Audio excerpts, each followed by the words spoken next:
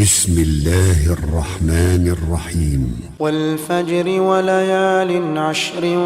والشفع والوتر والليل إذا يسر هل في ذلك قسم لذي حجر ألم تر كيف فعل ربك بعاد إرم ذات العماد التي لم يخلق مثلها في البلاد وثمود الذين جابوا الصخر بالواد وفرعون ذي الأوتاد الذين طغوا في البلاد فأكثروا فيها الفساد فصب عليهم ربك سوط عذاب إن ربك لبالمرصاد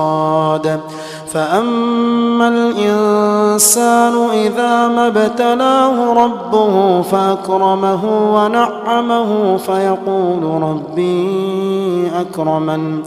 وأما إذا ما ابتلاه فقدر عليه رزقه فيقول ربي أهانن كلا بل لا تكرمون اليتيم ولا تحاضون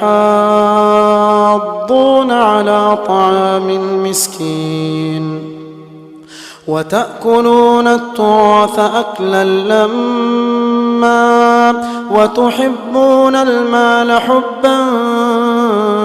جما كلا إذا دكت الأرض دكا